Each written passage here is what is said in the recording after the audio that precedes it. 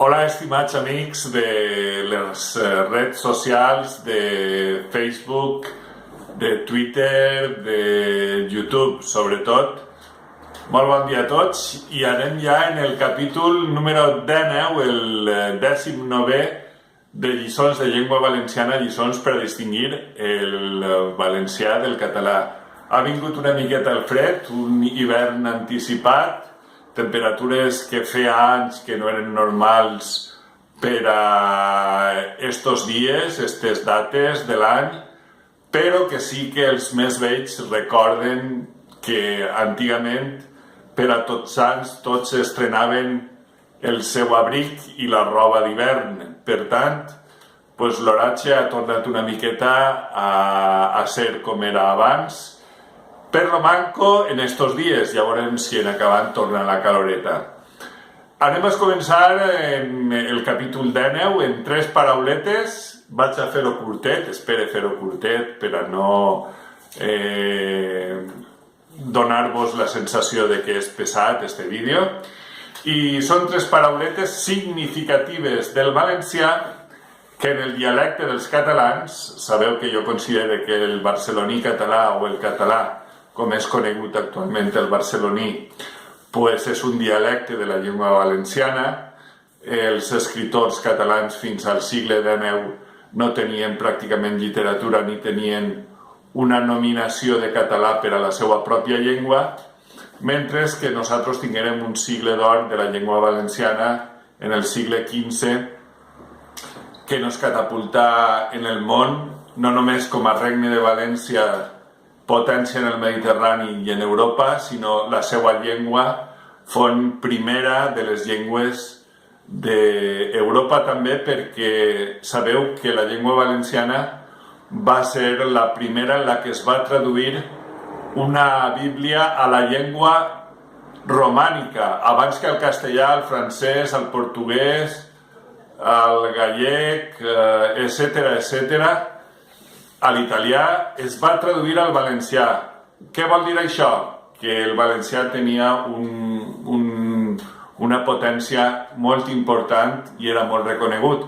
I inclús en Barcelona s'imprimien llibres en els que diuen que estaven escrits en llengua valenciana.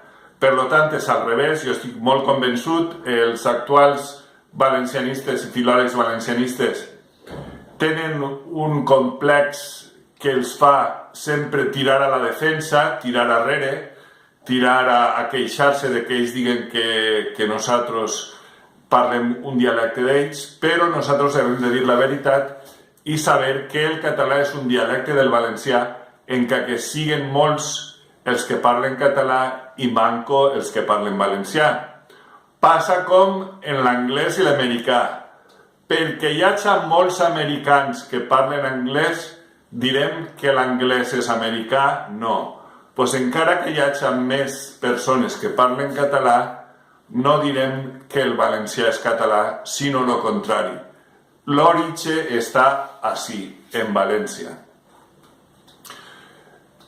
Des de Sant Vicent Màrtir, en l'any 303, després de Jesucrist, fins a l'entrada de les invasions islàmiques passaren més de 400 anys, suficients per a reafirmar un romanç valencià, una llengua valenciana antiga, que quan els islàmics entraren, els valencians emigraren cap al nord per a fugir de la invasió i de la civilització islàmica i s'assentaren en Catalunya occidental i en el sud de França.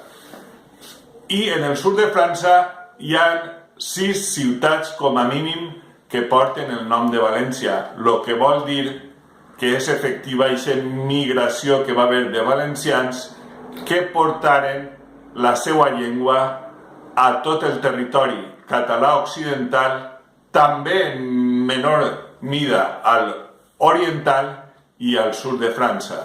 En el sud de França se mesclaven els substrats que hi havien de llengües anteriors i donar una llengua pareguda al valencià però diferent.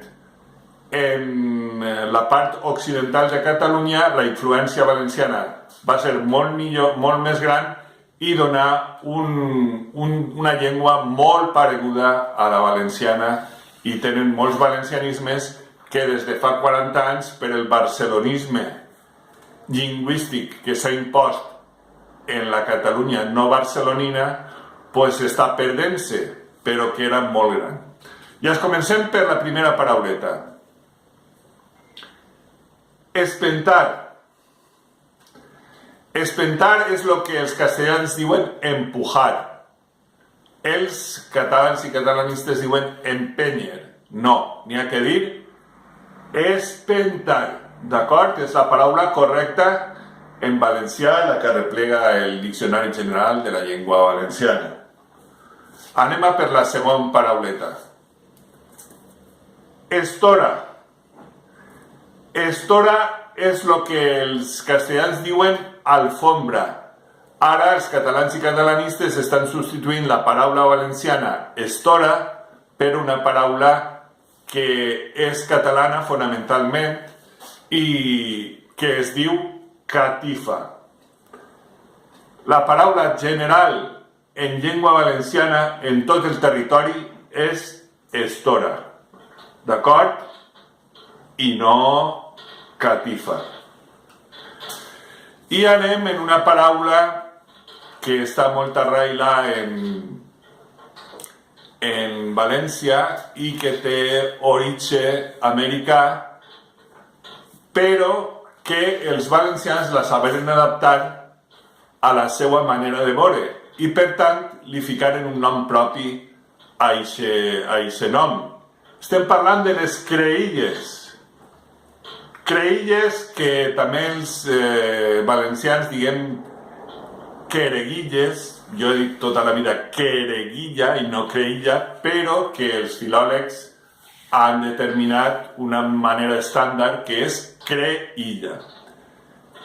Creïlles, i els catalans diuen patates, com en castellà. De patates, patates. En valencià és creïlles, d'acord?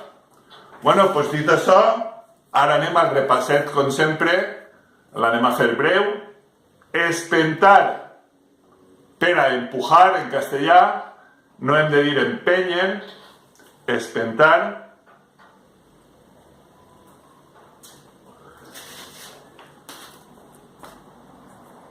Estora és el que diuen en castellà alfombra i que els catalans ara i catalanistes diuen catifa. I l'última que hem vist, creïlles i no patates, d'acord? Bueno, aquestes són les tres parauletes d'avui, el capítol número 19, el 19è de lliçons per a distingir el valencià del català. Seguirem en el capítol número 20. Espero que passeu un molt bon dia de Tots Sants, que serà demà, i vos dic adeu fins al pròxim capítol número 20, el capítol 20, el 20è, que tindrem en una posterior ocasió, en un posterior vídeo. Vos recorde, tots els vídeos, des del capítol 1 al capítol número 19 que fem avui, estan en Josep Lluís Ferri i Aguar en YouTube.